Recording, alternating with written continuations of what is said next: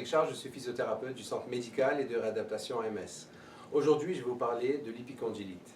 L'épicondylite est une condition douloureuse au niveau du coude.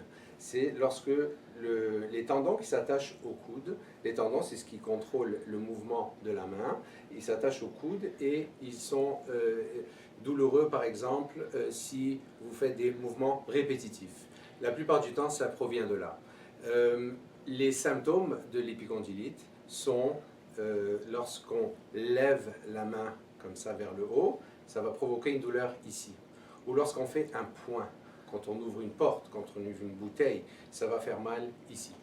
Qu'est-ce qu'on fait pour l'épicondylite? Première chose qu'on peut faire d'abord, c'est le repos.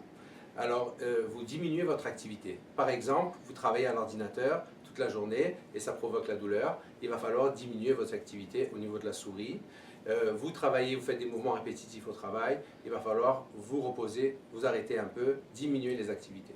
Deuxième chose qu'on peut faire, c'est mettre une petite orthèse au niveau du coude et c'est très commun, vous pouvez aller à la pharmacie la chercher. C'est une orthèse spécifiquement faite pour les tendinites du coude. Troisième chose qu'on va faire, c'est de l'exercice.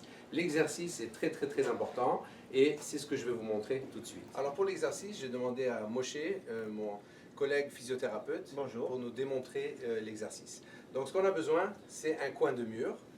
Alors Moshe va vous montrer comment il va s'installer au niveau du mur. Donc il est incliné, son bras le long du mur. Il va déterminer quel mouvement fait mal. Alors est-ce que c'est lever la main ou est-ce que c'est faire un point? Alors on va dire que c'est lever la main qui fait mal, d'accord? Donc ce qu'on va faire, c'est qu'on va s'installer à peu près à 90 degrés ici. Il va installer sa main du côté comme ça et appliquer une pression latérale, on appelle, vers l'extérieur, juste comme ça, dans cette direction-là, contre le coude. Donc, il fait un contrepoids entre le mur et le bout du coude. C'est vraiment au bout du coude. Ensuite, il applique la pression. Une fois que la pression est appliquée vers là, il va faire le mouvement qui était douloureux, donc de lever la main. Ce qu'on recherche, c'est aucune douleur, aucune reproduction de douleur lorsqu'on fait ce mouvement-là. Donc si vous atteignez ce point-là, vous répétez. Donc on le lève, on le tient quelques secondes, 3, 4 secondes, et on lâche. Et on répète ça 10 fois.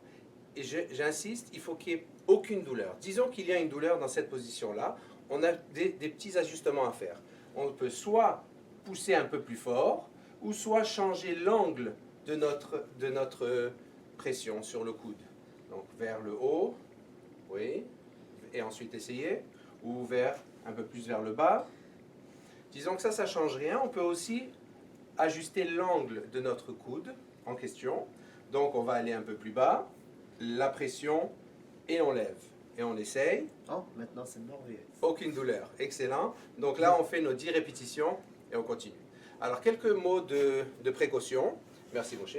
Quelques mots de précaution. Si jamais vous avez des douleurs qui montent vers le cou, des douleurs, des fourmillements dans la main, ça peut provenir d'autre part. Ça peut avoir l'air d'une épicondylite, mais c'est peut-être pas ça, peut-être ça vient du cou ou un blocage nerveux. Et je conseille fortement de consulter un physiothérapeute pour ça.